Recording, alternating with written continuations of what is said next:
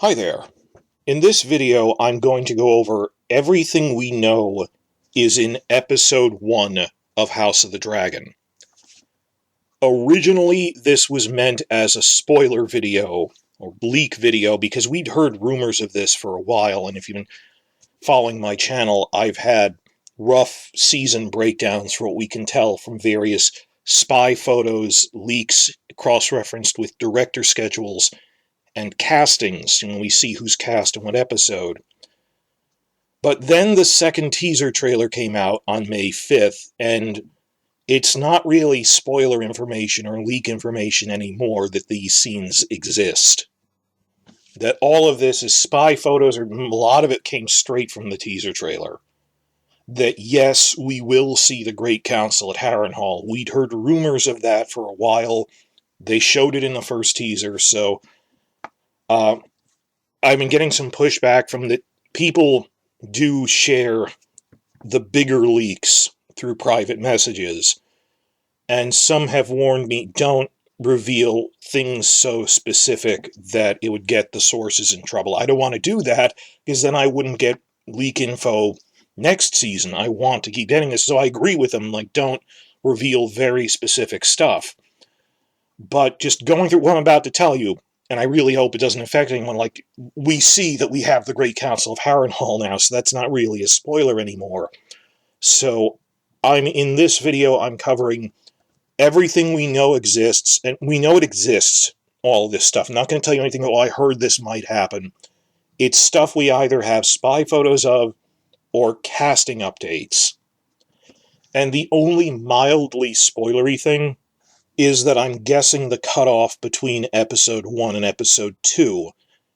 Though that isn't much of a guess, because we have a lot of spy photos of Daemon fighting in the Stepstones, and from those same spy photos we know that the Stepstones War is filmed by director Greg Yaitanes, who is slated to be directing Episodes 2 and 3. So if we have spy photos of Daemon filming the Stepstones War by Episode 2 or 3-ish, I'm pretty sure that isn't in the first episode.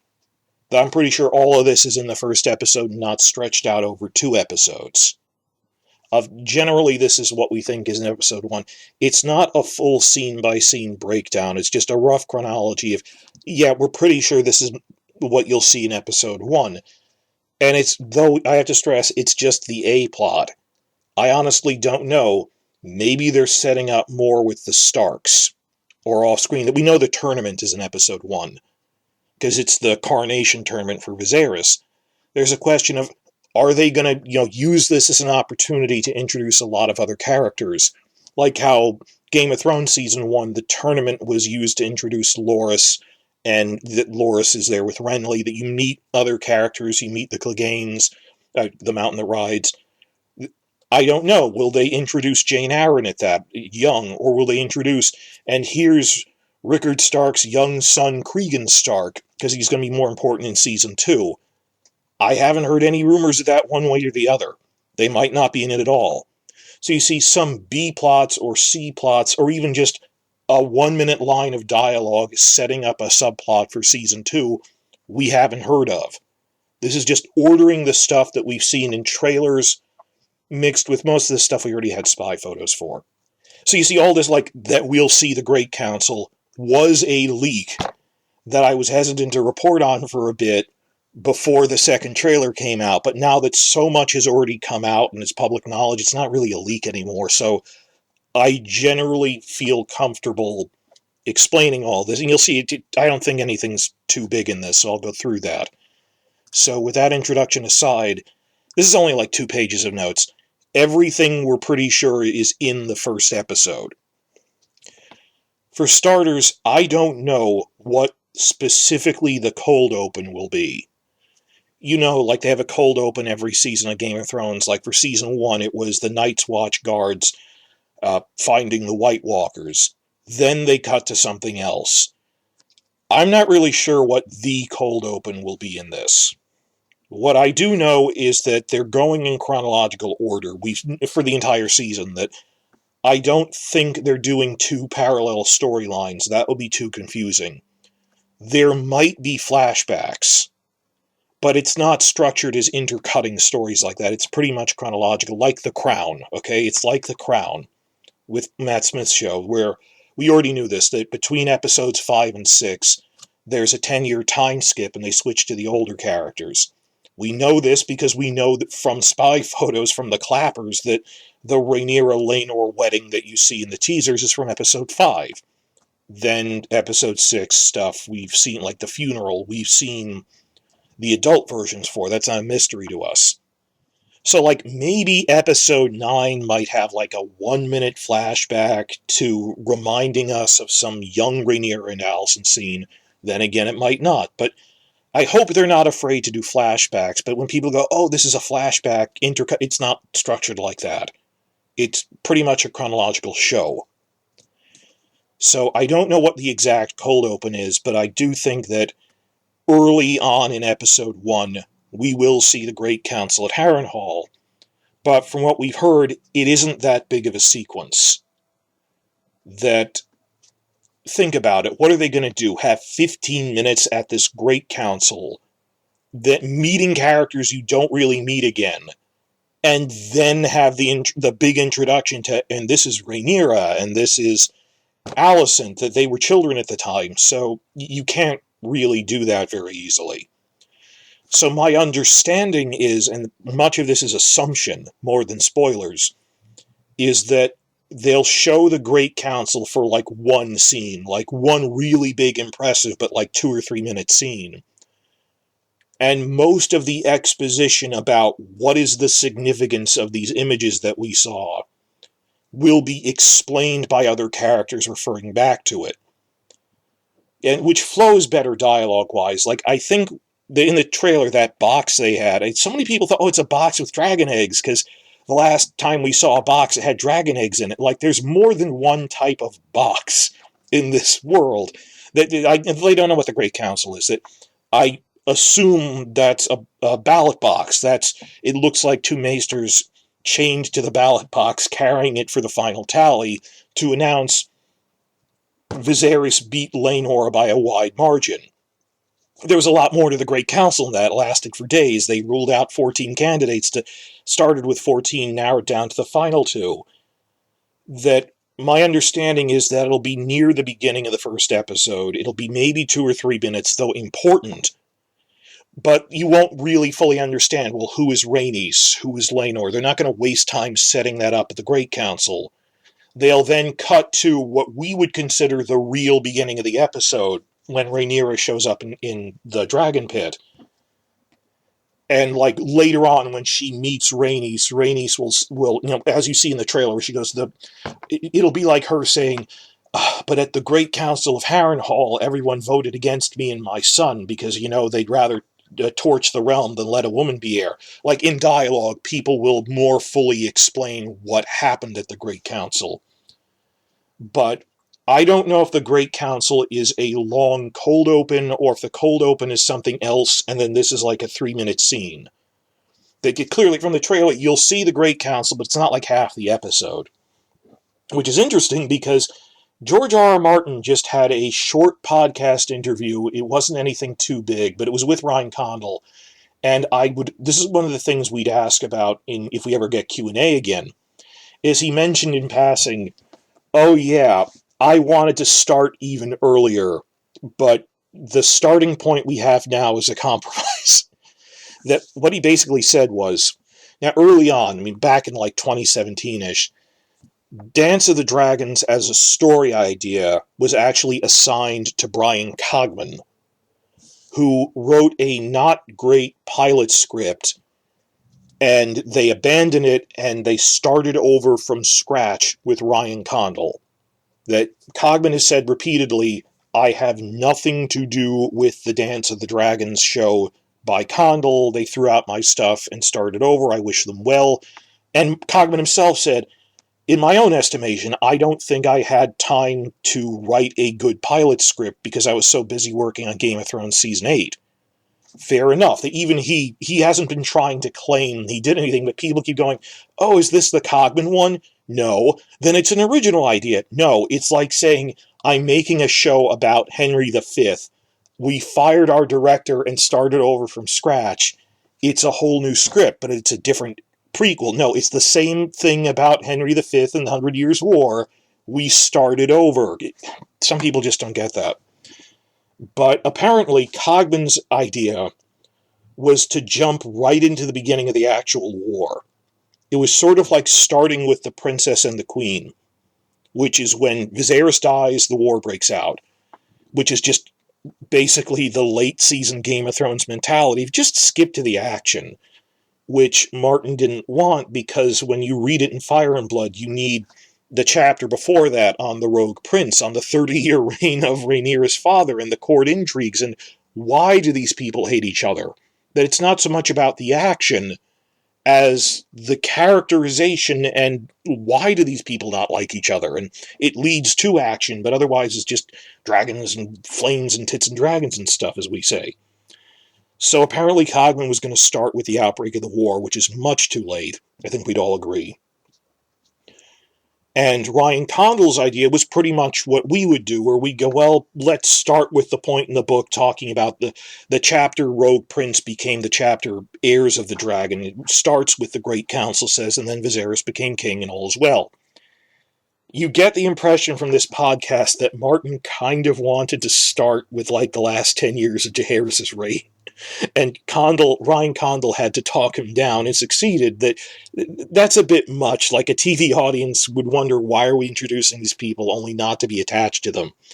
But Martin has said, like, oh man, I'd love to make, like, I wish they would make, like, an animated, hour-long movie about the reign of Jaehaerys, which we saw in Fire and Blood, because it's interesting. But, George, we can't start with, as you know, the trouble started 10 years before the Great Council when Aemon died, but Rhaenys was passed over for the younger son Balon. Like, that's too early. Don't do that. I think Ryan Condal made the right choice here of, you'll see the Great Council as like a 3-minute thing near the beginning, maybe not a cold open as such, but a short thing before they skip to the present day, relatively speaking. That Martin wanted to do this a lot more, and look, Cogman didn't want to do it at all. Ryan Condal said, we need to show the Great Council to get everyone interested in it, but move on from it and have characters refer back to it, and maybe flashbacks, I'm not sure, but explain what happened. I don't know if we'll have full-on flashbacks to the Great Council throughout Season 1. I doubt it. I have no reason to think that. It's short, but will be memorable, and it's right at the beginning of the first episode. And this isn't a giant leak. You know this from the teaser trailer. Yes, we will see the Great Council at Harrenhal, but it's not like 3 episodes worth of content. The other thing is, as near as we can tell, they have not cast younger versions of the main leads. And not just, it's Matt Smith is a man, so he doesn't need a younger version, but Eve Best, but the women need to be cast younger. No, I mean, the older characters who would also be at the Great Council are like Viserys, Daemon, and Rhaenys, right? That male and female, they didn't bother recasting them. Maybe they're going to digitally de-age them, because for a 3-minute scene, you don't really need to recast them. I get that. But it's not just, men are always young, but for the woman, let's use an excuse to cast a hot younger one. No, it's not that at all. It's just for 3-minute scene, it wasn't worth recasting everyone. I think they're just going to digitally de-age them because it's brief. But that's at the beginning. We'll see the Great Council, but briefly, because I think he really understood you need to get the story moving for an audience that isn't familiar with the source material. Let them know this important thing happened, and we'll explain it more later, but move ahead to, it's Rhaenyra and Alicent. These are the main 2 faction leaders. Moving ahead that way, we have seen spy photos of this already, so it's not a giant leak. That there were very prominent spy photos, which I've already covered, that we're pretty sure the first introduction scene of Rhaenyra and Alicent, young Rhaenyra and Alicent, is Rhaenyra lands her dragon Syrax in the dragon pit, and Alicent rides up in a wheelhouse and comes out to meet her.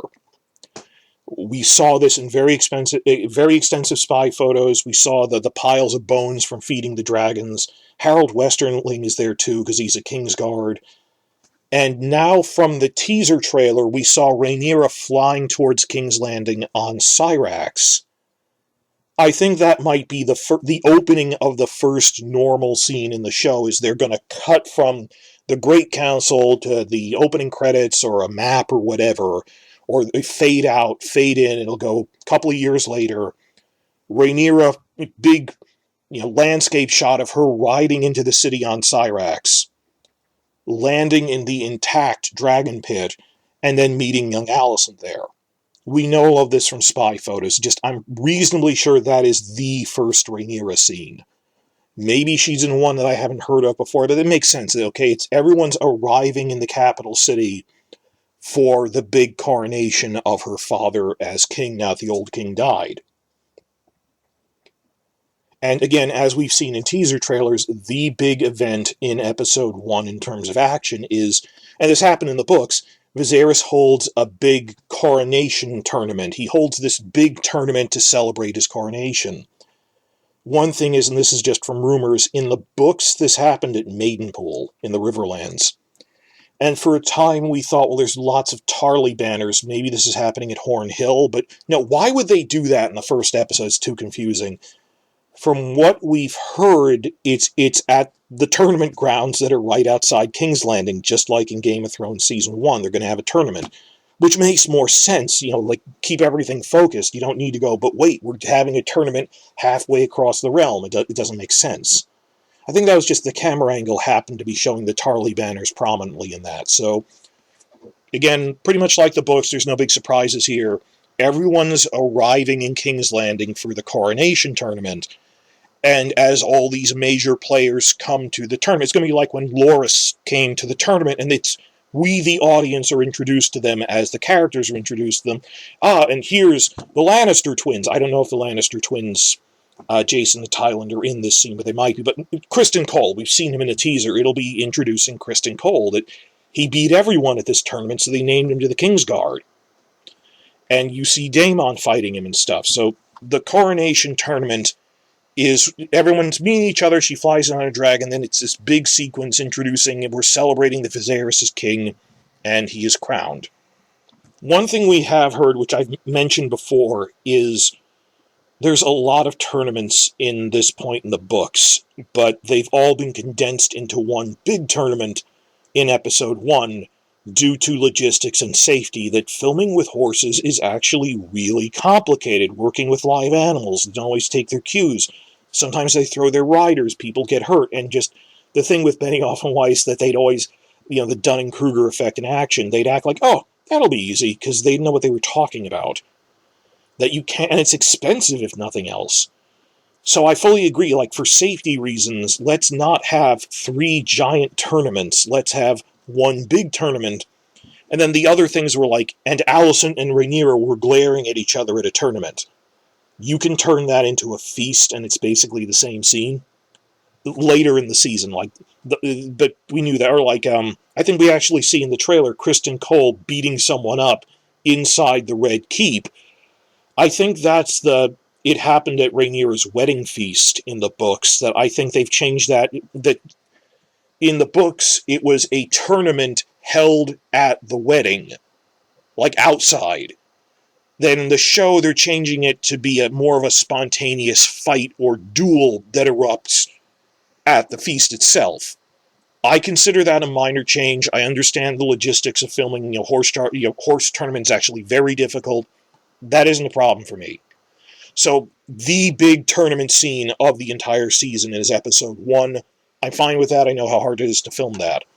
So up to this point, you know all of this from the trailer. We're briefly going to see the Great Council. Rhaenyra will fly in and meet Alicent at the Dragon Pit. We saw that in spy photos. They're already public.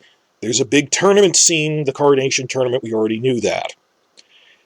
Then there's stuff that happens in the middle of the episode. I'm less certain about the exact timing on this stuff, or if it intercuts with other things, but you've seen this in the teaser trailer. Next to my notes here, it's the Lord Fleabottom sequence is what I'm calling it. That this is all in the second teaser now, that we'd heard rumors of this because We got a lot of spy photos from Spain, that Caceres, which was the streets of King's Landing in late Game of Thrones, since like season 7, they have returned there as this good architecture here, filming streets of King's Landing scenes for House of the Dragon. And we saw a lot of spy photos from Caceres of gold cloaks as a group marching around places, and we got verbal reports from spies saying that they're filming some kind of raid scene.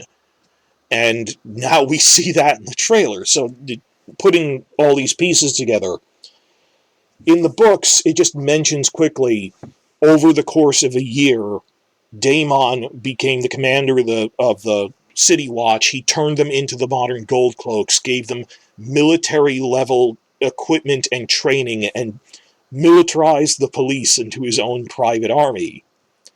And it's more of a sequence in the books where they explain, well, he loved hunting down criminals, cutting off the hands of thieves, gelding rapists, fighting men in the streets, but like over the course of many months. The TV show can't like show a whole year like that, so they're going to have this giant sequence where there's a big military-style raid by the City Watch storming the city's slum district, where he's going to lead the Gold Cloaks to storm the slums of Flea Bottom, and they're going to be kicking in doors, cracking heads. We had heard of this already from the spy photos, and now we're actually seeing it in the teaser trailer.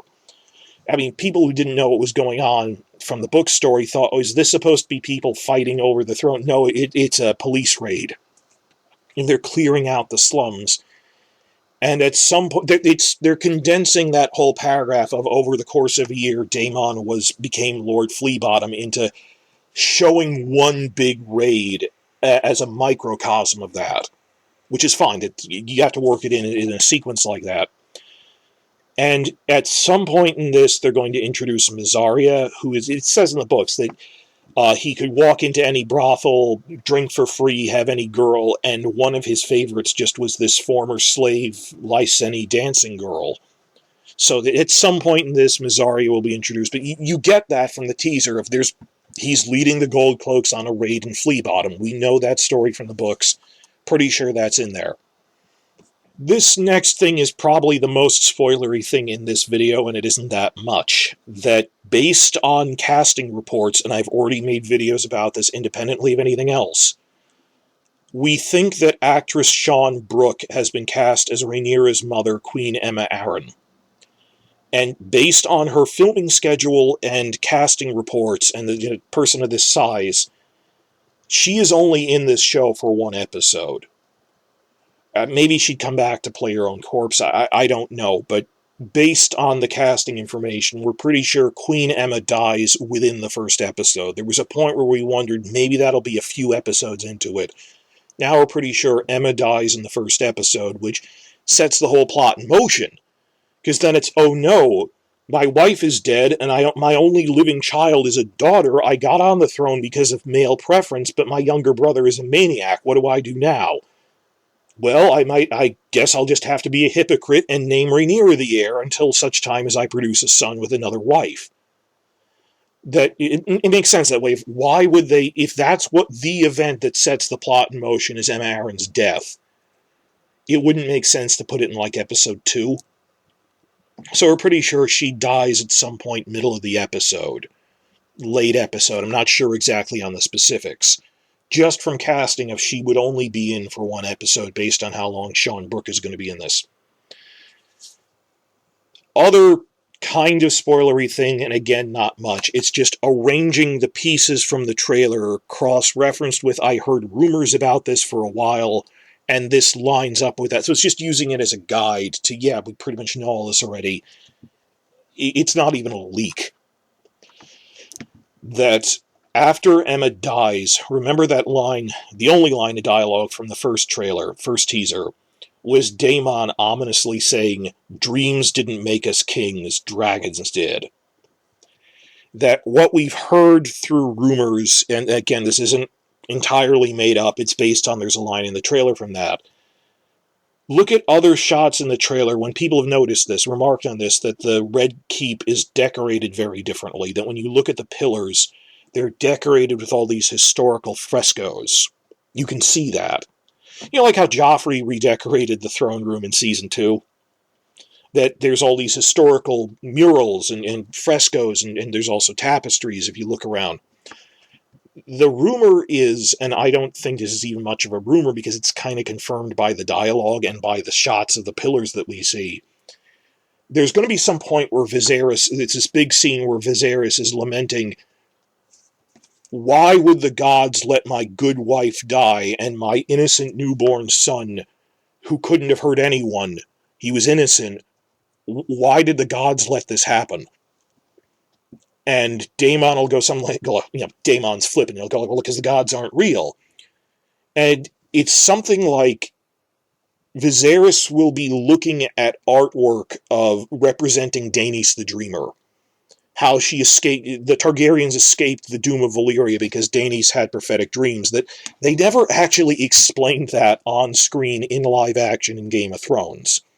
They had a very nice motion comic for season 7, the one about the conquest, I think we all remember that, where the prologue, first one, succinctly in 3 to 5 minutes explained Daenerys the Dreamer had these prophetic dreams that Valyria's volcanoes were going to explode, so she led their family away, and then they indeed exploded, leading to a debate of, was Daenerys really able to dream the future? Was she receiving visions of the future from the gods or something? Or was she just a crazy person who happened to be right? Every time there's a doomsday prepper or someone going, the end is nigh, meteor is going to fall, and then it doesn't, we tend to forget them. That it might just be a coincidence that Daenerys happened to be right this time. That's why we remember it. So why it's actually pretty short. It's just a way that they want to explain the origin story of the Targaryens with Daenerys the Dreamer. And this makes sense, lines up with it. We're seeing historical frescoes on the pillars. There's going to be like a point where Viserys is looking at like the pillar fresco about Daenerys the Dreamer and going, well, and after Daemon goes, well, the gods aren't real. That's why they let your... How could the gods let my innocent wife and newborn son die? And Daemon will go, like, because the gods aren't real. But then Viserys will go, but as you know, it's an excuse to work in the story of Daenerys the Dreamer. He'll go, but the gods sent Daenerys visions in her dreams. That's what saved us. Of course the gods are real. And Daemon will go, or she was just really lucky and it's a coincidence. But there'll be some scene like that where they explain the origin story of what was the doom of Valyria, why did the Targaryens survive, and that rumor makes sense because it's overlapping with things we already saw in the teasers, that you see artwork frescoes, you see that line, dreams didn't make us kings, dragons did, will be like Daemon reacting to that. Like, what else could he be talking about? So I think that's probably true, and you've already pretty much seen it in the trailers. An open question, next point. If you turn on the subtitles, it's Corlys Velaryon who's giving that introduction speech about what is this short mortal life but the pursuit of legacy. Question is, when is he saying it, and in what context? Some think he's giving it at the funeral scene in episode 7. He might be giving it in episode 1, but I'm not sure. That, like, after, maybe before, Viserys talks to Daemon or something, Corlys will come up and go, hey, nudge, nudge, you're still a young king. You can still build a legacy. This doesn't have to be the end of your bloodline. You can still remarry and produce a male heir, right? What is this life but the pursuit of legacy? Maybe you should marry my daughter, who is Rhaenys' daughter as well, and reunite these two branches of House Targaryen. It's the smart move politically. You can produce a child again, and that it's not the worst thing Corlys is saying, but he's still grief-stricken from the death of his wife, and he comes up and goes, hey, let's see the glass is half full. This is a chance for you to marry my daughter and end the split between our houses. It could be from the funeral later, but I lean towards that there'll be a scene where Corlys is pointing out, there's people who think Rhaenys has a better claim to the Iron Throne than you do. Maybe you should marry my daughter. I think. I'm not sure, or the exact order of events in the episode. I'm pretty sure there'll be a point where Corlys goes, nudge, nudge, marry my daughter, Laena. And Viserys decides to take a third option by naming Rhaenyra the heir, because he doesn't want he's worried that if I don't name any heir, the Velaryons will make a move on the throne. But he's kind of like, Daemon is so flippant that he says the gods aren't real, and he's this Lord Fleabottom and stuff. And what really will push him over the edge is that drunken jape that Daemon makes about the heir for the day. That happened in the books, and we've been debating that there's a scene in the new trailer where what are not City Watch, what are two Kingsguard, are throwing a Targaryen to the ground in his bedclothes. For a while I thought that might be Aegon II, but now I'm pretty sure that's Daemon, because none of the other children really appear in this teaser. Why would you have Aegon II in that one shot? I'm pretty sure this is all from early episodes, that this is... Word came to Viserys that Daemon was drunkenly celebrating in a brothel that Viserys' son died a few hours after he was born, because it meant he was the heir presumptive again. Because, well, now that my brother's son is dead, I'm the closest male heir again, so let's give a toast to the heir for a day. And that when word gets to Viserys about it, he'll command the Kingsguard to drag Daemon drunk back before the Iron Throne. And I'm putting this together in my mind, but it kind of falls in place, that remember that shot in the first trailer where Viserys is gripping the sword Blackfire really angrily? And he's not an angry guy. I think that's like the reverse shot of Daemon being thrown on the ground, that this is Viserys reacting to he's really upset with Daemon for being so flippant about that, and that he'll send him away from court, go back to Dragonstone for a while, I don't want you here. That this will be what pushes him over the edge to go, okay, I will name Rhaenyra the heir. And that leads to what we're pretty sure is the final big scene, or the final big scene of the episode. I don't know if it's the last scene, will be what you already saw in the teaser trailer. This was a rumor going around for a while, and it should have been, because look how many people are in the audience. There's like 200 or 300 people in this room.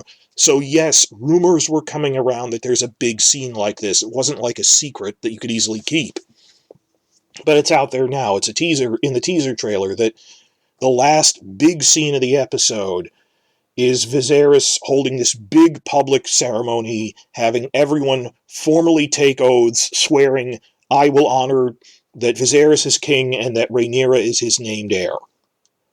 And I don't know what other characters they might introduce in it. We saw that it's going to be Corlys, Borman Baratheon, and Rickard Stark. I don't know if there's more than that. Like, this would be a good way to introduce, like, and this is who the Lannisters are in this time period, or here's Grover Tully. But for right now, I have noticed that the three people who are speaking then, those three houses, Velaryon, Baratheon, and Stark, those were the houses who were most outspoken against Viserys becoming king. These were the three houses that very prominently voted for Rhaenys' bloodline at the Great Council, and then for her son Laenor. Corlys, because she's his wife, and Bormund, because he's actually Rhaenys' maternal uncle. She's half Baratheon. And the Starks, because they had this whole disagreement with the Targaryen. With Jaehaerys, they got upset about a land grant of the Night's Watch. It's a whole thing. So they voted against his preferred candidate. They voted for the other guy because they were angry at Jaehaerys, because he wanted Viserys, so they voted for the Velaryons. That maybe they will, I'm guessing now, they'll set it up as a point that him really forcing the people who were grudgingly, these were not his political allies, these are people who voted Rhaenys, voted Laenor, making them swear, all right, I'm hypocritically naming Rhaenyra my heir now, even though this isn't what put me on the throne. They might introduce other characters in this sequence, I don't know, but you can see it's going to be this giant sequence from the teaser trailer. What I think is the last scene, like a hook for the next episode, is what we saw in the first trailer, that and at the end of this one, that you'll see Daemon going into what's apparently either caves on Dragonstone or maybe the Dragon Pit. I think it's Dragonstone, to steal a dragon egg. And because in the books, Mysaria is pregnant with his child. She later miscarries, but he wants to steal a dragon egg for his unborn child. And I don't know if it will end with that, or if, and this is pure guesswork, maybe it'll end with him, like, wow, one of those wow shots of, wow, a dragon is breathing fire at me, then see him grab the dragon egg. And then the beginning of the next episode is him walking out of Dragonstone only to find Otto Hightower and the Kingsguard are there, sent by his brother King Viserys, saying, look, we got word that you were about to steal a dragon egg, put it back. That might be like the beginning of episode 2, or it might be the end of episode 1. It depends on how they cut it together. I honestly don't know. But that's the rough sequence of events that we know of. But for all I know, there's like B-plots going on with the Starks, which only last like 2 or 3 minutes because it's a B-plot, but it's spread across multiple episodes. I have no idea. That this isn't a full breakdown of the first episode. I don't know. We have a sense of what the A-plot scenes are for all of episode 1. But there might still be other things, like at the tournament scene, or the swearing-in scene. There's so many characters that they could be introducing that we simply haven't heard about yet in casting reports. Entirely possible. So you see, I was worried about saying, we had heard about the Great Council and the swearing-in scene like months ago, because they're big scenes that lots of people are in, or the police raid scene in Flea Bottom. We had spy photos of all this, and I was, hesitant. I don't want to get the sources in trouble, but it's in the teaser trailer now. And I'm just putting it in chronological context, and this is pretty much what's in episode 1. A lot of the first teaser was actually from episode 1. Anytime you see the young characters, I mean, there's the wedding scene, obviously, in episode 5. We're still kind of guessing on what, like, Rhaenyra is doing in episodes 2, 3, and 4. I mean, I've heard rumors, I know how real they are. Before they switch to the adult versions, which we know, like, episode 7 is the funeral. We know what's going on with the big feast scene later on after that, these strong boys and stuff. But we have a general sense of the time, but I really think every young Rhaenyra scene in this was from the first episode. Or the wedding episode, but nothing from episodes 2 through 4. I don't know what they're doing in the nonce between that. There will be like tinier, like the Tudors. It's like every episode might have smaller time skips of a few years between it, where they don't recast everyone, but it's like, don't assume episode 3 is like a day after episode 2. It might be a full year later. And I hope they mention that. It'll be weird how they keep up with that. That Game of Thrones aggressively did not want to give timescales because they were worried they'd screw it up. Indeed, they did screw it up with like the fast travel all over the place, and they thought, if we don't explicitly mention how much time is passing, it will call less attention to it. When people still noticed anyway, that's just being lazy. And generally 1 year equaled 1 season anyway on Game of Thrones. Like, they did have to admit, Arya's 18 in season 8, and she was 11 in season 1, that generally the kids age at a rate of 1 year per season, give or take, roughly. Not so for this show. There's going to be years-long time skips between episodes. So this is just, I threw this together of, originally this was going to be a leak episode, but then all of it pretty much came out of what's going on in episode 1. It all came out in the teaser trailers anyway. Generally confirming this. We got this from lots of sources. Some of this is, from, they were filming big police raids in Caceres. We know that's going to happen probably before they go to the Stepstones in episode 3.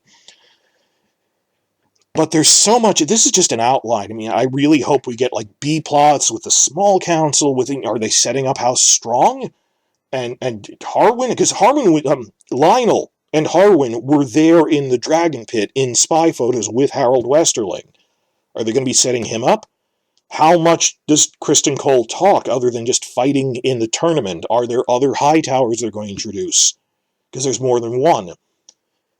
Again, with the Lannister twins, the Stark, people I would like to see at the tournament, just as a cameo to set them up, are young Cregan Stark, the young Lannister twins, Jason and Tyland, and young Jane Arryn. Because they would be like 15-ish at this time period. And then obviously after the big mid-season time skip, I don't think we'll see adult Cregan this year. I think they're holding off on casting him and adult Jane Arryn until early season 2. But we would see the young virgin earlier, wouldn't we? Who would show up in such scenes?